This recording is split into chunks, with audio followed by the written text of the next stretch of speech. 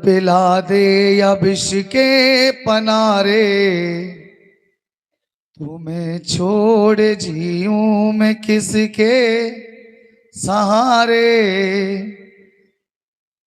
भले हैं बुरे हैं मगर हैं तुम्हारे,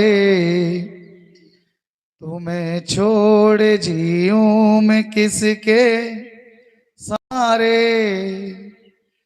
मैं किसके सहारे। बोलिए सदगुरुदेव की। सभी लोग अपने अपने था स्थान पर, ये बच्चों को भी शांत करेंगे, एक दूसरे डांटेंगे, कोई भी डिस्टर्ब ना करें, शांति से गुरु महाराज के वचनों को सुने, अपने जीवन को कृतार्थ करें। बोलिए गुरु महाराज की जय।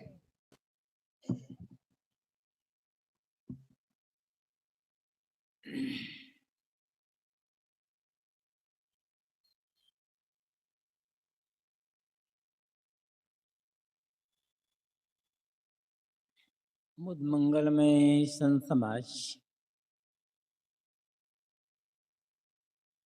धर्मानुरागी सज्जनों, श्रद्धा मूर्ति देवी,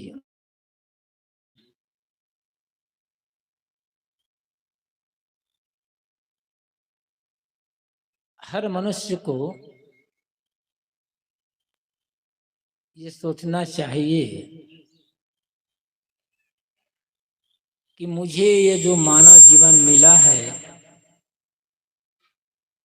क्यों मिला है, इसका उद्देश्य क्या है, इसकी सार्थकता किसमें है।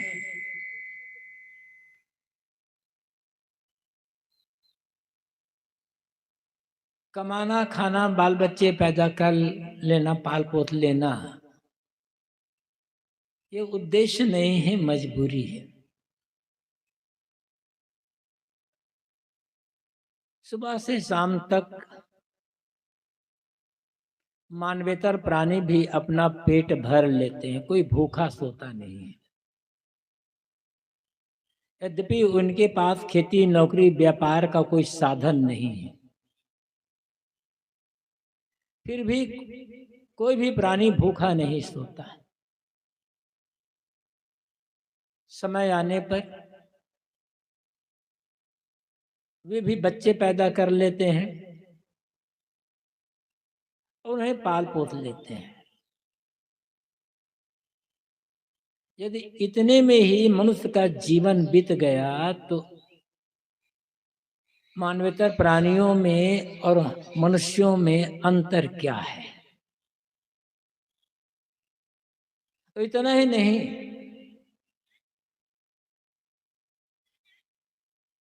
मानवेतर प्राणी बच्चे तो पैदा कर लेते हैं, उन्हें पाल लेते हैं, दूध आदि पिलाकर बड़ा कर लेते हैं, लेकिन उनमें शिकायत नहीं है, लड़ाई झगड़ा मारपीट नहीं है, ये चिंता नहीं है कि हमारी आगे आने वाली जो पीढ़ी है उनका गुजारा कैसे हो। और आदमी क्या क्या सोचता है।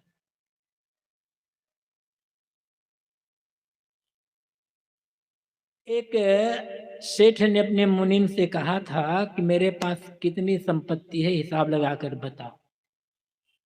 सप्ताह भर बाद मुनीम ने हिसाब लगाया कि आपके पास जितनी संपत्ति है 10 पीढ़ी तक खा सकती है। सेठ मूर्छित हुए, पंखा किया, पानी चढ़ा, जगह कहा 11वीं पीढ़ी का क्या होगा। उसको सोते सोते इतने परेशान, उनकी भूख और नींद दोनों खराब हो गई। अनेक दवाइयां की गई, अनेक वैद्य हकीम डॉक्टरों से दवाई की गई, लेकिन सेठ की बीमारी दूर नहीं हुई। काफी समय बीत गया, घूमते घामते वहां कहीं से एक महात्मा का आगमन हुआ। लोगों ने महात्मा से कहा, उनके परिवार वालों ने कहा, महात्मा गए और कहे कि सेठ जी तुम्हारी बीमारी दूर हो सकती है। कैसे?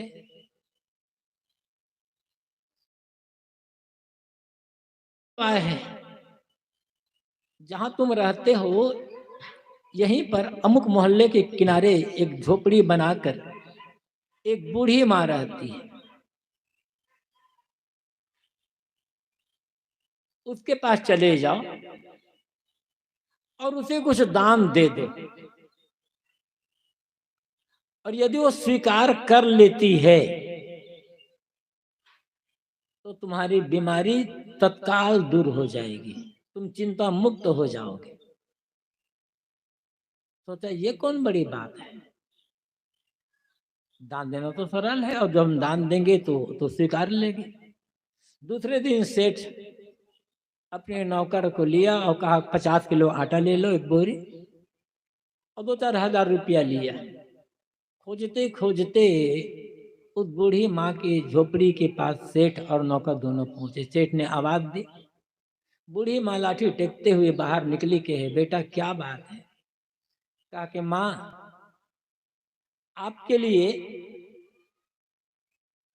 ये आटा है, अरे कुछ पैसे है, हम देने आए हैं, आप ले लें। बूढ़ी माँ ने कहा नहीं, मुझे आवश्यकता नहीं है, मेरे पास आज शाम तक के लिए खाने की व्यवस्था है, मुझे आवश्यकता नहीं है। सेठ ने कहा माँ आज शाम तक के लिए, कल का? कि कल जिम्मा रहेगा तो फिर मिल जाएगा, उसकी मुझे चिंता नहीं है। सेठ ने बहुत जिद की, लेकिन बूढ़ी माँ ने स्वीकार ही नहीं किया। कहा हम आज कुछ तो ले लो। कहा मुझे नहीं, मुझे कुछ भी जरूरत नहीं, आज शाम तक के लिए मेरे पास भोजन की व्यवस्था है। जब बूढ़ी माँ ने कुछ भी स्वीकार नहीं किया तब सेठ को लगा देखो ये कि बूढ़ी माँ है, इनके पास मात्र आज तक शाम तक की व्यवस्था, कल के लिए कुछ नहीं है। अब ये कुछ स्वीकार नहीं किया, एकदम निश्चिंत है। और मेरे तो 10 पीढ़ी तक की व्यवस्था है, अब मैं कैसा बेवकूफ की चिंता में पड़ गया। बीमारी दूर हो गई। चिंता क्यों होती है जानते हैं? प्रायः हर माँ बाप व्यवस्था कर लेना, कुछ करना, मकान दुकान बनाना, ये करना, ये गलत नहीं है, लेकिन ये चिंता में पड़ जाना कि आगे आने वालों का क्या होगा। सेठ को चिंता क्यों थी मालूम है आप लोगों?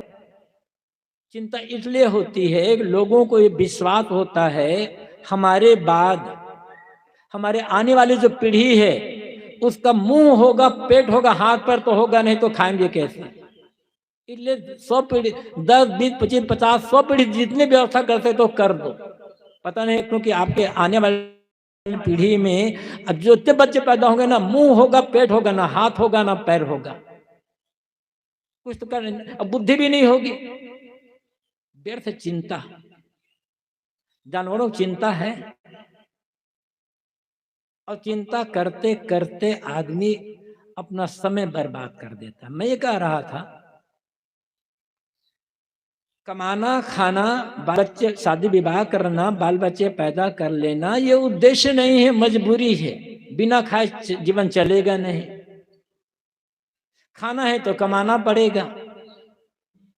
जीवन भर आदमी पूर्ण संयमित जीवन जी नहीं सकता तो शादी विवाह कर लेते हैं सामाजिक व्यवस्था बनाए रखने के लिए। बच्चे हो जाते हैं, बच्चों का पालन पोषण करना भी आपकी मजबूरी, जिम्मेदारी है।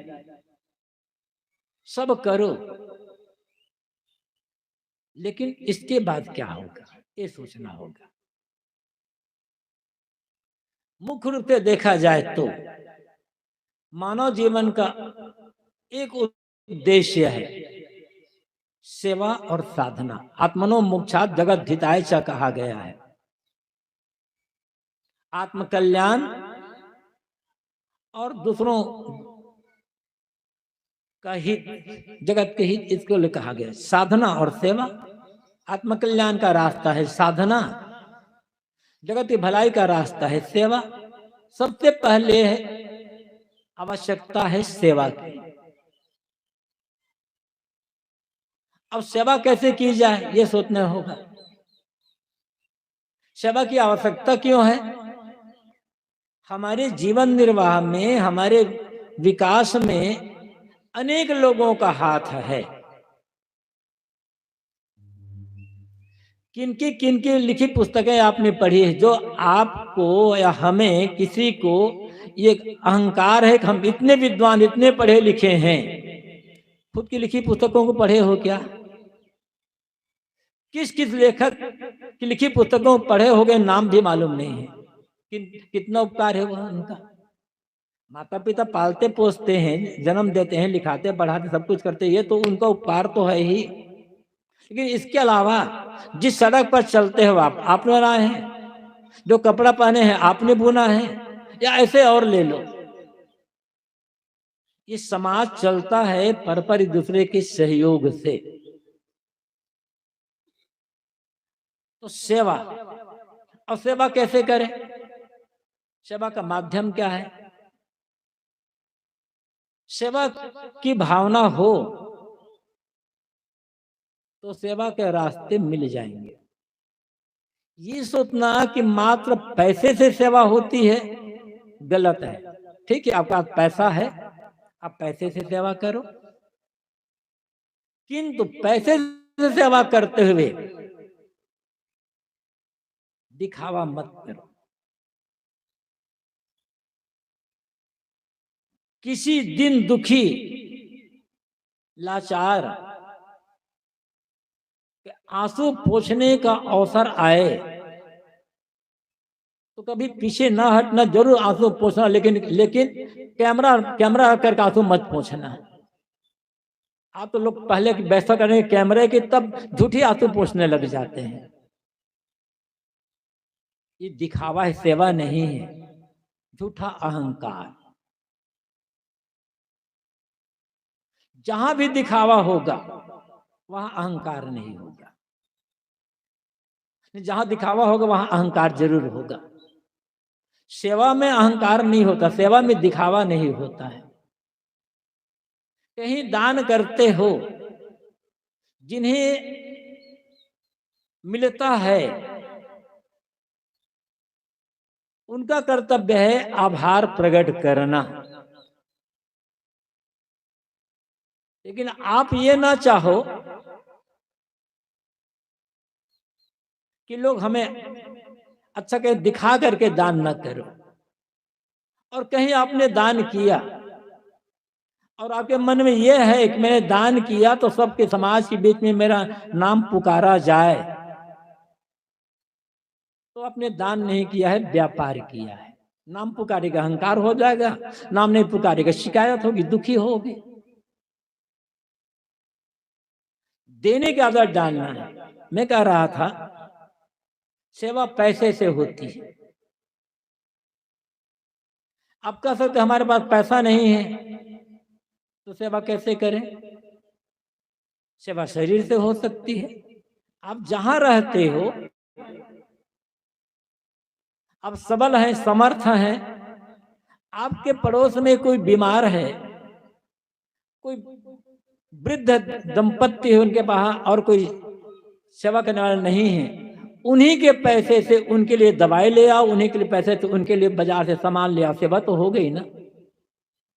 आपको कुछ पैसा खर्च नहीं, आप बाजार तो जा ही रहे हो। कोई बीमार है, ओके बेटा ये दवाई ले आना, उस पैसा वो दे रहा है, ले आओ, सेवा तो होगी। कोई बूढ़ा है, कह दे बेटा बाजार जा रहे मेरे सामान ले आओ, ये सेवा तो हो गई। ऐसी सेवा करने में दिक्कत क्या है? तो सेवा शरीर से हो सकती है, होती ही। एक जगह मतलब बता रहा हूं कि भावना होनी चाहिए सेवा की। एक जगह एक आदमी जा रहा था, जैसे सड़क किनारे खंबे लगे गड़े होते हैं बिजली या किसी के, तो एक खंबे में एक बोर्ड लगा था, यहीं कहीं आसपास मेरे 50 रुपये गिर गए हैं, जिस किसी को मिले अमुक पता पर पहुंचाने की कृपा करें। उस आदमी ने देखा और लिखा था कि मैं वृद्ध हूँ, मुझे दिखाई नहीं पड़ता, मेरे पास कोई है नहीं, मेरे 50 रुपए गिर गए मूल्यवान पहुंचाने। तो आदमी सोचा वृद्ध है, कोई है नहीं, 50 रुपए गिर गए, यहाँ कहाँ मिला होगा, चलो मैं पहुंचा देता हूँ। गया, पूछते पूछते पुकारा, एक बूढ़ी माँ निकली। उस आदमी ने कहा, माँ आपके 50 रुपये वहां जो गिर गए थे ना, वो मुझे मिल गए हैं, ये 50 रुपये ले लीजिए। बूढ़ी माँ ने ले लिया पैसा और कहा, बेटा अब तक 15 लोग आ गए हैं 50 रुपये देने के लिए, मेरे पैसा गिरे नहीं है, किसी ने मेरी मेरी तकलीफ दे करके लिख दिया है वहां पर। बेटा ऐसा करना, जा रहे हो ना तो बोर्ड को निकाल कर फेंक देना, मेरे पैसे गिरे नहीं हैं। उसने सोचा इसका मतलब मुझे पता 15 लोग और आए हैं, उन्होंने जब बोर्ड निकाला नहीं निकाला तो मैं क्यों निकालूं, थाना है ना उसकी सेवा करना, कुछ गया नहीं, सेवा तो होगी। तो शरीर से भी सेवा हो सकती है, पैसे से भी सेवा हो सकती है। आप ये कह सकते हो ना मेरे पास पैसे हैं, ना मेरे पास शरीर में बल है, मैं काम धाम भी नहीं कर, सेवा कैसे करूं? बोलना तो जानते हो ना, भले आप बूढ़े हो गए हो, रिटायर्ड हो गए हो, पढ़े लिखे हो, अपने आसपास के बच्चों, गरीब बच्चों को ट्यूशन पढ़ाना शुरू करो तो मुफ्त में सेवा तो हो जाएगी, इसमें क्या जाएगा? 1 घंटा समय निकालो, जितने भी चाहे गरीब बच्चे हैं, आसपास के जो बच्चे हैं जो दूर नहीं जा सकते ट्यूशन पढ़ने के लिए, उन्हें पढ़ा दो, घंटा 2 घंटा, सेवा तो हो गई। आप कह सकते हैं हमें तो पढ़ना भी नहीं आता और कैसे पढ़ा जाता है ये भी हमें नहीं आता, हम अच्छी बात भी नहीं बोल सकते, कोई बात नहीं, पागल नहीं है यदि तो सुबह उठो और सुबह उठते ही ये सोचो कि हे भगवान, हे गुरुदेव, इस दुनिया में सबका भला करना, सेवा तो हो गई। कितनी बार सोचे जरा बताओ तो, कितनी यहाँ सभा में बैठे हुए जो लोग हैं उनमें से कितने लोगों ने अब तक ये सोचा होगा कि सुबह उठ करके हे भगवान दुनिया सबका भला कर, हाथ उठा पाएंगे? भला हाथ नहीं उठाऊंगा, क्षमा करेंगे, बड़ा मुश्किल है ना, मन ही बिगड़ा हुआ है। सुबह उठते ही शिकायत, द्वेष, पता नहीं कैसे कैसे क्या क्या भाव मन में आते हैं। अरे इतना सोचने में क्या जा रहा है आपका कि सबका भला हो, सबका मंगल हो, सब सुखी रहे, सबका कल्याण हो, ऐसा सोच कर तो देखो। और सबके सब सोचे तो दुनिया का मंगल तो अपने आप हो जाएगा, सेवा तो हो गई। और बिना सेवा के अंतःकरण कभी शुद्ध नहीं होगा, मन कभी शुद्ध नहीं होगा, चाहे कुछ भी करो, कुछ भी करो, बिना सेवा के किसी का दिल शुद्ध हो नहीं सकता है। एक गुजराती लेखक ने बड़ा अच्छा लिखा है, सेवा की बात आई तो याद आ गया। मैं दर्पण के सामने खड़ा हुआ,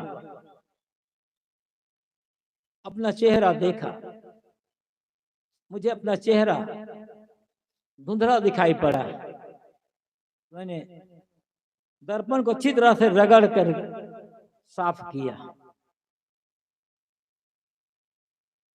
जब दर्पण साफ हो गया अच्छी तरह से, तब खड़ा हुआ तो देखा चेहरा फिर धुंधला दिखाई पड़ा। तब फिर मैंने साबुन पानी लेकर रगड़ रगड़ कर अपने चेहरे को धोया और साफ कपड़े से खूब अच्छी रगड़ करके पोंछा। उसके पश्चात चेहरा देखा दर्पण में तो मुझे चेहरा अपना धुंधला दिखाई पड़ा। अब मैं सोच में पड़ गया, कुछ सोचकर लगी मेरे मन में कि अब क्या पूछूं, दर्पण पूछा, चेहरा धुंधला दिखाई पड़ा, चेहरा पोछ 6-7 तो भी चेहरा धुंधला दिखाई पड़ा, प्रतिबिंब धुंधला दिखाई पड़ रहा है, अब क्या पोछूं?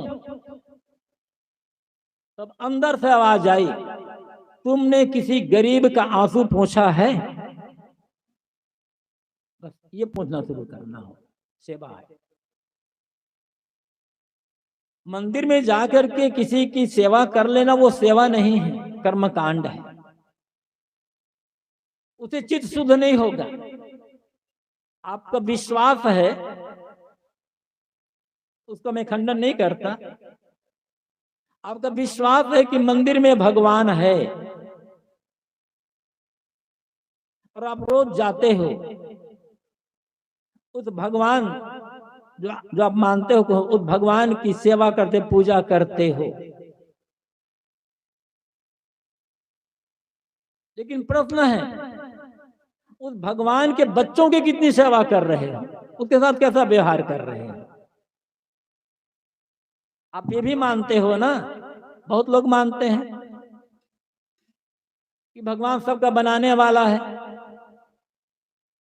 और हम सब भगवान की संतान हैं, तो भगवान की पूजा तो करो, भगवान के संतान के साथ व्यवहार कैसा आपका है? और हकीकत यह है, सच्ची पूजा, सेवा, दया, करुणा का व्यवहार, और दया करुणा का भाव मन में नहीं है, ऐसा व्यवहार नहीं है, तो जो भी हम पूजा कर रहे हैं सब झूठी है, दिखावा। हमारे गुरुदेव जी की एक कविता है, उसके अंत में उन्होंने कहा है, दिल दया रहम को तजकर संध्या नमाज खाली है, प्राणी से बैर बनाकर ईश्वर पूजा जाली है। ए काजी पंडित सुन लो, जो राम रहीम तुम्हारे घट घट में बोल रहे हैं, इनको दुख मत दो प्यारे। रहम का व्यवहार, करुणा का, सेवा का व्यवहार किसके लिए? एक तो प्राणी मात्र के लिए, लेकिन कम से कम जहां रहते हैं, जिस परिवार में रहते हैं, जिस मोहल्ले में रहते हैं, परिवार में सबके साथ, सबकी सेवा नहीं कर सकते, लेकिन सेवा का भाव, करुणा का भाव तो होना चाहिए मन में। बिना करुणा के, बिना सेवा के चित्त कोमल नहीं होगा और शुद्ध नहीं होगा, और चित्त ही जब शुद्ध नहीं है तो भक्ति क्या होगी? चित्त ही जब शुद्ध नहीं है तो ज्ञान कहां से मिलेगा, टिकेगा कहां से? कमाना खाना ये मजबूरी है, करना पड़ेगा, लेकिन सेवा, अरे किसी को कुछ और दे पाओ या ना दे पाओ, आपके दरवाजे पर कोई आता है, उसे प्यार के 2 मीठे बोल और 1 गिलास पानी तो दे सकते हो। इतना भी नहीं कर सकते तो इंसान कहलाने के लायक कहां है? इसलिए देने का भाव रखो। देने में खाली पैसा ही नहीं होता है, जो कुछ जो दे सकते हो दो, और देने वाले को मिलता है। दिया ही नहीं तो मिलेगा कहां से? एक बात और एक है, जो भी काम कर रहे हैं समर्पित होकर करना है। यदि कबीर साहब, यहाँ बहुत बैठे हुए जो लोग हैं, बहुत सारे लोग कबीर साहब के अनुयायी हैं। कबीर साहब क्या कहते हैं? जहां जहां डोलूं सो परिक्रमा, जो कुछ करो सो पूजा। ऐसा मन बनाओ, कोमल मन, ऐसे विचार शुद्ध रखो कि जहां जहां खेत जा रहे हो, खलिहान जा रहे हो, दुकान जा रहे हो, दफ्तर जा रहे हो, कारखाना जा रहे हो, मजदूरी करने के लिए जा रहे हो, समझ लो मैं भगवान की परिक्रमा कर रहा हूं। हम लोग भगवान को एक छोटे से मंदिर में सीमित कर देते हैं, और कबीर साहब कहते हैं मेरे लिए पूरी दुनिया भगवान का मंदिर है, और जितने प्राणी हैं, जितने भी प्राणी हैं, सब भगवान भगवती देवी देवता है। इले साहब ने इसी में आगे कहा है, आंख न मूंदो कान न रूंधो काया कष्ट न धारो, खुले नैन हंस पहचानो सुंदर रूप निहारो। भगवान दर्शन करने के लिए मैं आंख नहीं बंद करता, मुझे आंख बंद करने की आवश्यकता नहीं है, कान बंद करने की आवश्यकता नहीं है, और काया कष्ट भूखा नंगा प्यासा रहने की आवश्यकता नहीं है। मैं तो खुले नेत्रों से जहां देखता हूं, जिधर देखता हूं, मुझे भगवान का सुंदर रूप दिखाई पड़ता है। ये मस्तानगी कबीर साहब, क्या मस्तानगी नहीं, एक हकीकत है।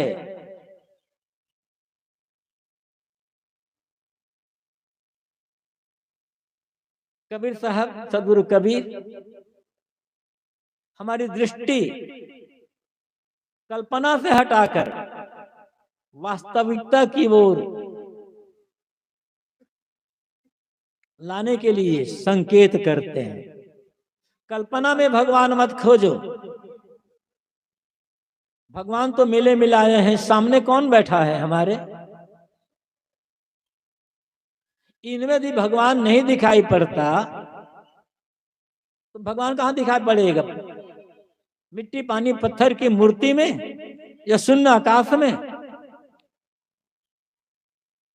जिन्हें इंसान में भगवान दिखाई नहीं पड़ता, प्राणों में भगवान दिखाई पड़ता, उन्हें भगवान कभी मिल ही नहीं सकता। ये भगवान का सगुण रूप है। ये विद्वान लोग क्या कहते हैं, विश्वविद्यालयों में जो कबीर साहब को पढ़ाया जाता है, वहां अक्सर कहा जाता है कि कबीर साहब तो साकार को मानते नहीं, कबीर साहब तो निराकार को मानने वाले हैं। पता नहीं ये विद्वान क्या खा करके पढ़ते हैं, कैसे इनकी बुद्धि है। कबीर साहब सच्चे सगुण उपासना करने वाले, सच्चे सगुण उपासना करने वाले, साकार की उपासना करने वाले, निर्गुण की भी बात कहते हैं, वो निराकार की भी बात कहते हैं। लेकिन हमेशा याद रखना, सेवा की आवश्यकता सगुण और सजीव को ही होती है। जो निर्गुण है और जो निर्जीव है, उसकी सेवा की आवश्यकता नहीं होती। उसकी सेवा है सिर्फ उसका साफ सफाई रखना। सगुण जो खाता पीता हो, बोलता चालता हो, काम धाम करता हो, कभी प्रेम भी करता हो, कभी चांटा भी लगाता हो, गुस्सा भी करता हो, क्षमा भी करता हो, वो कौन है? यहाँ बैठे वही तो है ना, सच्चे सगुण है ये। गलती करेंगे तो चांटा भी लगा देगा और समय से सीने में लगाकर पुचकारेगा भी, प्रेम भी करेगा। ये सगुण परमात्मा कौन है? सामने बैठे यही तो है सगुण परमात्मा। ये तो सामने बैठे परमात्मा, इसके दर्शन करने के लिए आंख बंद करने की क्या जरूरत है? ये तो खुले नेत्रों से देखना पड़ेगा ना। सच्चे देवी को समझो, सच्चे देवता को समझो, सच्चे भगवान को समझो।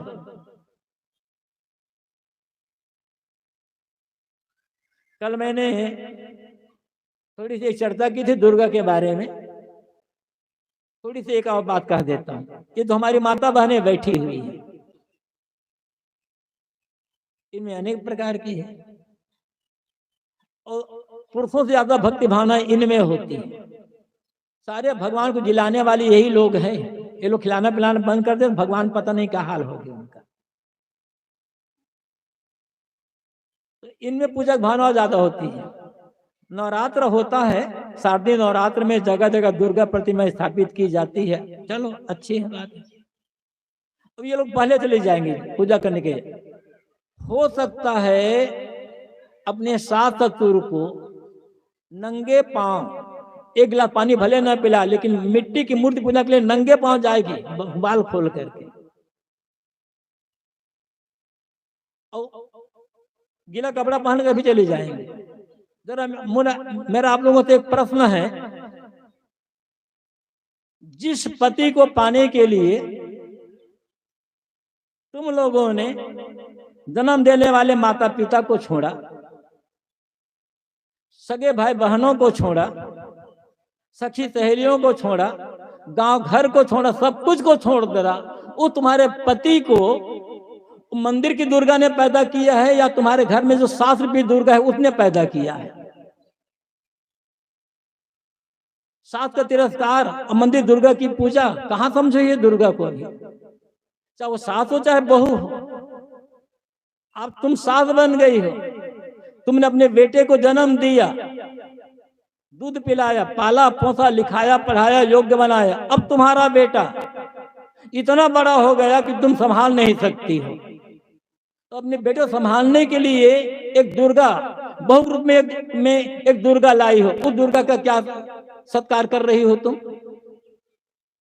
चाहे सास की बात हो चाहे बहू की बात हो, ये झूठी पूजा काम ना आएगी, सच्ची पूजा समझना पड़ेगा। तो साहब कहते हैं कि आंख न मूंदो, कान न रूंधो, काया कष्ट न धारो, खुले नैन हंस हंस पचा सुंदर रूप निहारो। भगवान